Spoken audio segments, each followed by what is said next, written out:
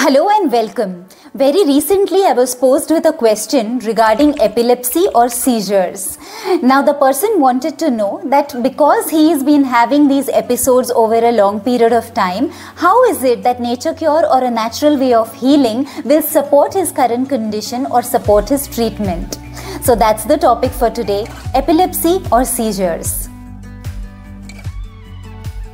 Seizures are basically uncontrolled jerking movements of the body which do not have the self-control of the person who is going through it. It may be full loss of consciousness or partial loss of consciousness. Sometimes it may even be just blank staring. Basically, it is an abnormal electrical activity going on in the brain. Did you know that in ancient Rome, it was believed that the person who is going through a seizure or recurrent episodes as epilepsy may actually be possessed by certain spirits, and what they would do is take these people and lock them into a room and would starve them. They would not give them any food in the anticipation that the spirits which have possessed this body will starve to death and automatically leave the body. Some people got well with this mode, but many years later, Hippocrates in his book had mentioned that this is called intermittent fasting. Soon, by 1900, intermittent fasting has been used not just a technique for epilepsy,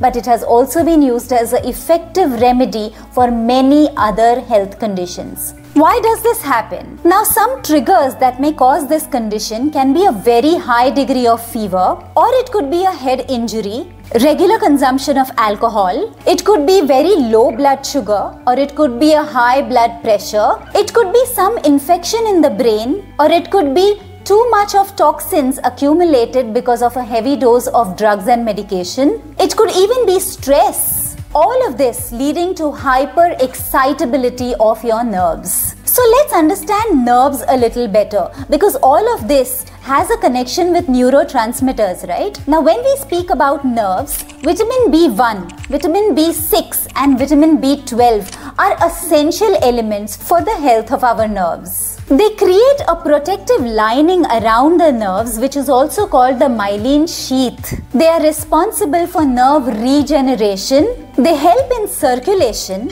and also ensure that the velocity of the signals that are getting transmitted through these nerves is right. So a lot of people who undergo this condition start taking medications. For some people it works well, for some people it doesn't. But if drugs are not helping you for a prolonged period of time, it is an indication that you may want to try something else that may work in this condition. And what is that something else? I'm going to speak about natural ways of healing in such a condition through nutrition, through lifestyle, through exercises, yoga and pranayams, through managing stress and through herbal remedies. Let's understand all of these 5 elements to have a complete holistic understanding of how can we naturally support this condition. Let's come to nutrition first. What are the cells of your brain made of? The cells of your brain are primarily made of fat. So if you want the nerve signaling to be right, you need to give it the right condition to be able to have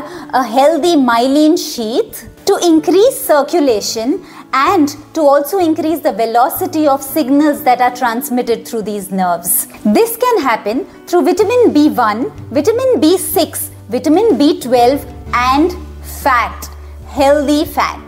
Not the bad fat from the vegetable oils or the seed oils or the fried, processed and refined food from outside, but the healthy fat which will come from your coconut, which will come from coconut oil, which will come from desi ghee, the grass-fed cow's butter, which will also come from nuts and seeds. It is very important to move the body from an acidic state to an alkaline state. And what can you provide to make it alkaline in nature? Fruits and vegetables. We also may have to increase the anti-inflammatory food like turmeric, or it could even be the bromelain from pineapples. At the same time, when it comes to food, it is very important to stay away from that diet which is called the allergen diet. So the common allergens are wheat, dairy, refined sugar, caffeine, etc. So if you stay away from this and reduce your dependence on grains for some time, it will definitely help you move to an alkaline state of the body. This wheat, dairy, refined sugar and caffeine are common allergens that can trigger seizures. In addition, it is also very important to please stick by your intermittent fasting rules, which means finish your dinner before sunset or latest by sunset, and keep a 12-hour fasting window before your breakfast the next morning. So if you finish your food by 7, next morning do not start eating anything before 7. Let's come to lifestyle modifications now. It is very important to sleep in time and get a minimum of 8 hours of sleep every night. It is important to follow the circadian rhythms, which means you sleep by 9 in the night and you wake up after 8 hours. Adequate sleep is very important for stress reduction, for detoxification, and also for your brain development. Also, it is very important to increase the oxygen levels in your body, and this will happen only if you exercise or move. It can be walking, or it could be jogging, or it could be yoga, or it could be pranayam. It could be swimming or any movement of your choice, but it is important to do so to increase oxygen and help towards this situation.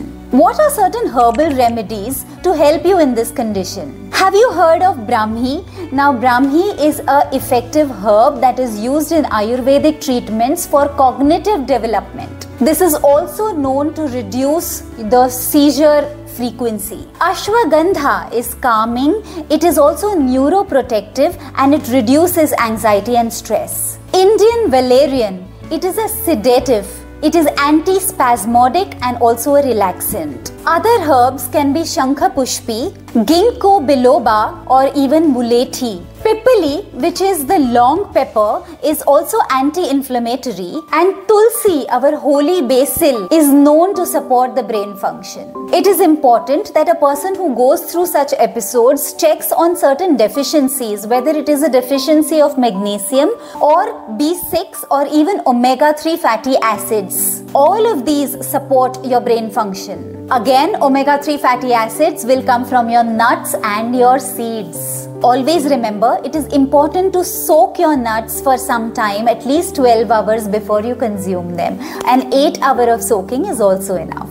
Let's come to stress management now. It is very important to practice meditation or mindfulness. A 15-minute regular practice of pranayam through Anulom Vilom on a daily basis and a 5-minute of meditation on a regular basis can go a long way in treating this issue. One very effective way of handling this condition from a naturopathic healing or a natural healing perspective is acupuncture. It is a time-tested technique that balances your body's energies, reduces the frequency of seizures by simply stimulating certain points in your body. One very effective naturopathic treatment is hydrotherapy. Now, how do we do that? For hydrotherapy, every day when you have a shower, make sure you start with hot and end with cold, which means that if you start with a hot shower, say for 3 minutes, and then move to a 30 seconds of a cold shower, as cold as you can stand it. Again move to a 3-minute of a hot shower, again go to a 30 seconds of a cold shower. Repeat this cycle 3 times. That means 1 hot, 1 cold, 1 hot, 1 cold, 1 hot, 1 cold. Always start with hot and end with cold shower. Now 3 sets of this will increase circulation. It reduces the stress on your nervous system and takes your body to thermogenesis. It helps you release toxins. Also, it is very important to have a good,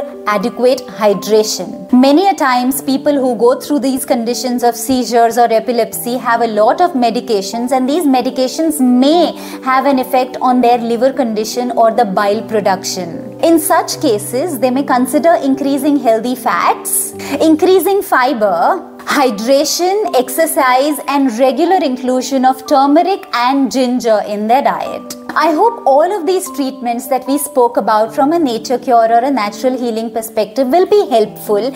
And if you're liking my content, please like, share and subscribe. For you, it's just a click of a button. But for me, it goes a long way to take this channel forward. Thank you very much for listening. We shall meet again in another video. Till then, Namaste.